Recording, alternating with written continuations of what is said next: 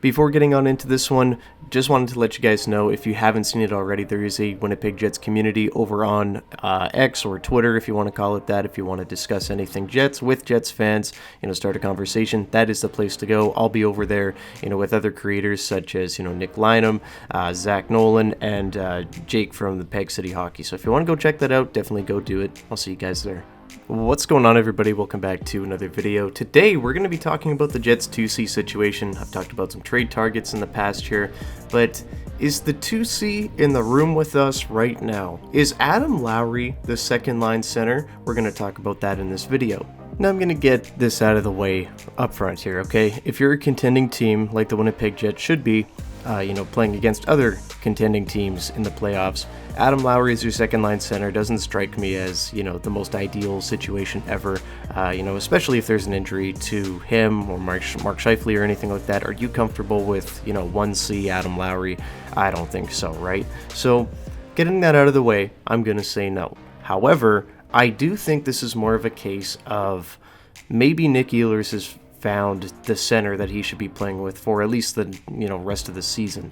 Him and Lowry over the last couple of games have looked incredible, and I think it's no secret ever since Vlad Namestnikov went down that the middle six is really thriving with these line changes. Of course, right now you have Ehlers playing with Lowry and Iafallo. That has probably been the Jets' best line over the last 3 games, and then you have Perfetti and Niederreiter centered by Rasmus Kupari, and that line's really clicking. That line's getting its chances. Perfetti had 2 assists, just a couple nights ago against the Vancouver Canucks.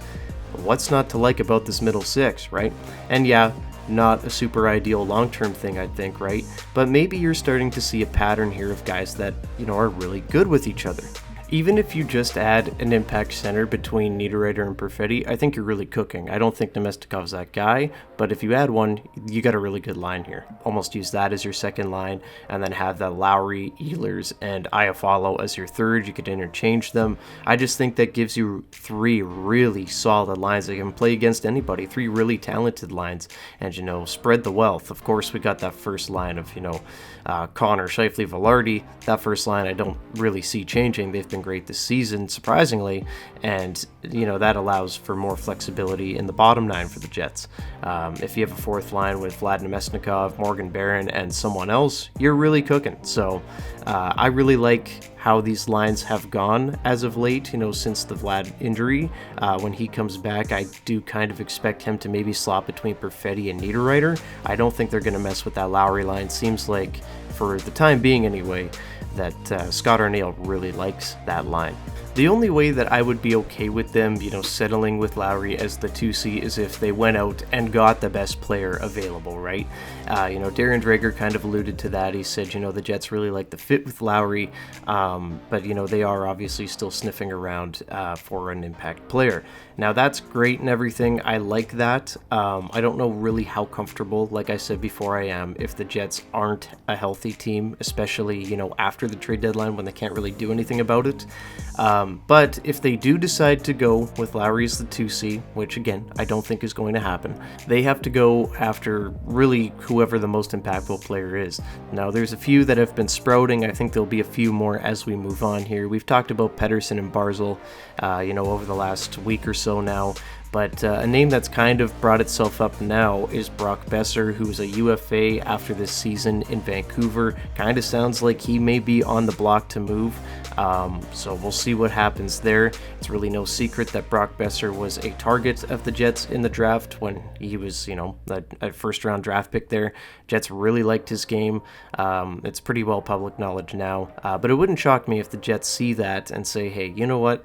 Now's our chance to get this guy. Let's bring him in. I think it'd be pretty cool to add a guy like Brock Boeser. Imagine him playing with Lowry and Ehlers, right? So you can see the vision here, right? Again, don't know how comfortable I am with Lowry being the 2C, but if he is, and they add, some just really good players around him, like a Boeser, and then get a guy like maybe a Yanni Gourde, that wouldn't be a bad way to fill out your lineup at all. So the Jets do have some options here, and I'm sure they're going to be looking at them. I would, again, much prefer they go after the impact center. But if that route kind of seems like it's not going to happen, if it seems like they're either getting, outbid, or guys just have no move clauses, or there's just a lack of centermen available with the impact that they need around the deadline, then I'm fine with them going after the biggest impact players on the market to try to make a push, because at the end of the day, the Jets just need more impact players to make a run. And there are lots of guys out there like an Oliver Bjorkstrand. I really like an Oliver Bjorkstrand. Imagine him playing, really anywhere in the lineup. I'd imagine he would probably play with, Lowry and Ehlers as well. If he were to be brought in here, he'd be a really fun pickup. I mentioned Johnny Gord just a second ago. The two big fish, like I talked about, Pettersson and Barzal. If Pettersson proves to be available, the Jets should be throwing everything at that to try to get that star player. If Barzal is available, he would have to waive his no-move clause, and that would be, super fun as well. I think the Barzal thing is a little bit more unlikely just because he's locked up long-term. With the Pettersson one, yes, he does have term. He was locked up long-term as well. However, I do wonder if the Canucks do try to move him before they're locked into 7 years of his no-move clause. So, see what happens with all of these situations. But I am hopeful that the Jets are going to make a pretty sizable splash, and it kind of sounds like that's where they're headed on this one. But we have lots of time till the trade deadline, so I'm sure a lot of things will change. A lot of different players will pop up in trade rumors on the big boards, you name it. But that's all I got today, guys. What do you guys think? Are you comfortable with Adam Lowry as the second line center? If you are, I want to hear why. If you're not, I want to hear why. Drop it down in the comments below. But that's really all I got today, guys. Jets are rolling. Leave a like and subscribe to the channel if you haven't already. See you guys in the next one. Go Jets go. Bye-bye.